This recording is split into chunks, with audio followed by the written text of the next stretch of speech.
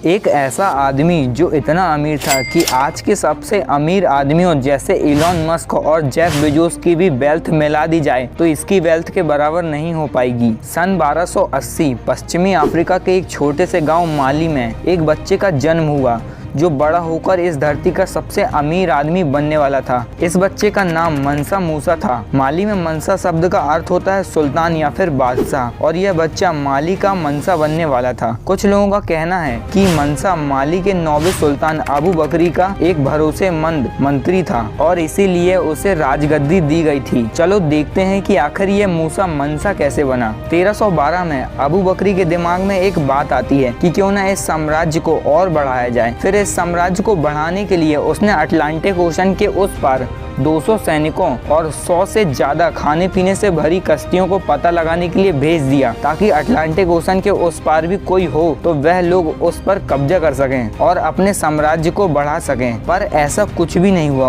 उन कश्तियों को बहुत ही समय गुजर गया लेकिन उनमें से किसी का भी कुछ भी पता नहीं चला। कोई इंसान वहां से वापस नहीं आया और न ही कोई कश्ती। 300 कश्तियां उसके द्वारा भेजी गई थी लेकिन कोई भी कश्ती वहां से वापस नहीं आई। लेकिन एक दिन एक कश्ती वहां से वापस आते हुए दिखी लेकिन उसकी हालत बहुत खराब थी और जब उसके कप्तान से यह पूछा गया कि इस हालत का जिम्मेदार कौन है तो उसने एक ही जवाब दिया कि भयानक समुद्री तूफान। इस समुद्री तूफान ने सारी कश्तियों को अपने अंदर समा लिया और वह अकेले इकलौते जैसे तैसे बचकर वहां से निकल गए। अब ये सुनते ही सुल्तान अबू बकरी बहुत ही निराश हुए कि ऐसी सिचुएशन में भी वो कुछ नहीं कर पाए। लेकिन इस हादसे के बाद भी उसने अपने निर्णय को नहीं बदला कि समुद्र के उस पार उसे वहां जाकर कब्जा करना है। इसलिए उसने खुद समुद्र के उस पार जाने का फैसला किया और जाने से पहले सुल्तान ने मूसा को बहुत ही महत्वपूर्ण जिम्मेदारी सौंपी और वह जिम्मेदारी थी माली के शासन को संभालने की और वह भी एक राजा के जैसे बनकर। और बस इसके बाद ही सुल्तान वहां से 300 जहाजों के साथ निकल पड़े अटलांटिक ओशन के उस पार जाने के लिए। और उसके बाद कई महीने बीते, कई साल बीते लेकिन अबू बकरी कभी लौटकर नहीं आए और हर किसी ने एक समय के बाद उनके आने की आशा को ही छोड़ दिया। और इसके बाद मूसा ही माली का सुल्तान बन गया। गद्दी पर आते ही मूसा ने सबसे पहले यह सोचा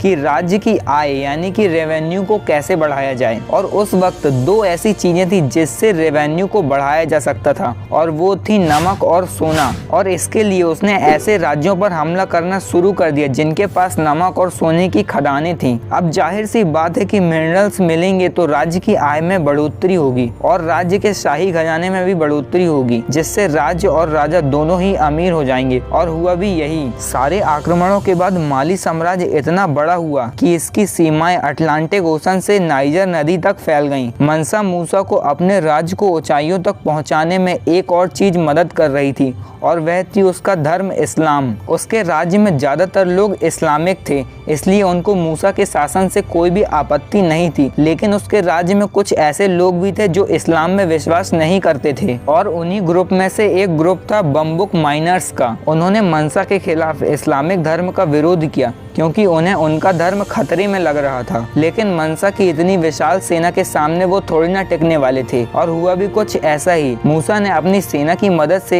इन लोगों के विद्रोह को दबा दिया लेकिन उन्हें जान से मारा नहीं क्योंकि उसे पता था कि राज्य को यदि आगे बढ़ाना है तो सभी धर्मों को एक साथ लेकर चलना होगा। माली राज्य इस्लामिक होने के बाद भी सभी लोगों को अपने अपने धर्म को मानने की छूट देता था जिससे उसके राज्य में सभी लोग उसका समर्थन करते थे और सिर्फ उसके राज्य के ही लोग नहीं बल्कि पड़ोसी राज्य के भी लोग उसका साथ देते थे क्योंकि उसके पड़ोसी राज्य इस्लामिक थे और इसीलिए माली साम्राज्य को अपने पड़ोसी राज्यों से कभी हमले की भी चिंता नहीं थी। और जाहिर सी बात है कि किसी भी राज्य पर हमले नहीं होंगे तो वह राज्य अपनी इकोनॉमी पर ज्यादा ध्यान दे पाएगा और उसे ग्रो कर पाएगा। और मंसा मूसा ने भी कुछ ऐसा ही किया। उसने अपने राज्य की अर्थव्यवस्था को ऊंचाइयों तक पहुंचाया। माली साम्राज्य का इतना बड़ा व्यापार सिर्फ 3 चीजों पर ही टिका था, नमक, सोना और कोला जो कि एक फल है। सोने की कीमत और मांग माली में तब भी ज्यादा थी और आज भी ज्यादा ही है और माली अफ्रीका का 4th लार्जेस्ट गोल्ड प्रोड्यूसर है। लेकिन माली साम्राज्य में कोई भी सोने की खदान कभी मूसा की थी ही नहीं। अब सवाल यह आता है कि इनसे मूसा को कैसे फायदा होता होगा। मूसा ने इस सोने पर टैक्स लगा कर रखा था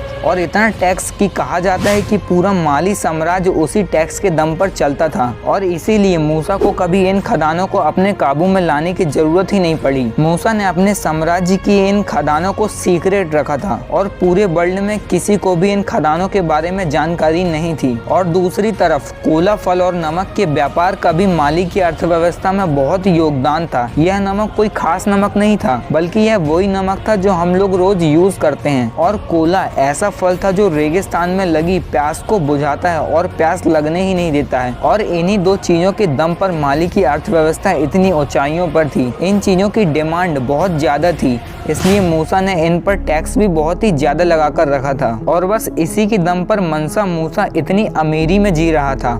मनसा मूसा की इसी अमीरी का नज़ारा 9600 किलोमीटर की हज यात्रा में देखने को मिला। बाकी मुस्लिमों की तरह मनसा मूसा भी सन 1324 में अपनी हज यात्रा में निकल पड़ा। इस यात्रा में मूसा अकेले नहीं था, बल्कि 60,000 लोग उसके साथ थे, जिनमें से 12,000 लोग तो सिर्फ गुलाम थे, जिनका काम सोने के बक्सों को लेकर जाना था। इसके अलावा 8 ऊंट थे, जिनका काम सोने के पाउडर के बॉक्स को ले जाना था। और यह इतना सारा सोना सिर्फ चैरिटी के लिए था, मतलब 20,000 किलो सोना सिर्फ बांटने के लिए था। जैसे जैसे मूसा आगे बढ़ते जाता, उसके सामने आए जरूरतमंदों को वह सोना बांटते जाता। मूसा ने कायरो, मेका और मदीना इन जगहों पर 20,000 सोने की ईंटें बांट दी। इसमें मूसा ने कितना बड़ा दान दिया था, इसका अंदाजा आप खुद ही लगा सकते हैं कि इसकी चैरिटी के बाद अफ्रीका और मिडिल ईस्ट में सोने का भाव बहुत ही ज्यादा गिर गया। यहाँ पर हाइपर इन्फ्लेशन आ गया। यह इंसानी इतिहास में पहली बार हुआ था कि किसी एक इंसान के दान की वजह से सोने का भाव इतना ज्यादा गिर गया है। लेकिन इतनी चीजों के बाद भी माली साम्राज्य इतना ज्यादा देर तक नहीं टिक सका। मूसा की मौत के बाद इसका पतन शुरू हो गया। इसके सारे मंत्रियों ने बेईमानी करना शुरू कर दिया और जितने भी राज्यों के ऊपर मूसा ने कब्जा किया था, वह सारे राज्य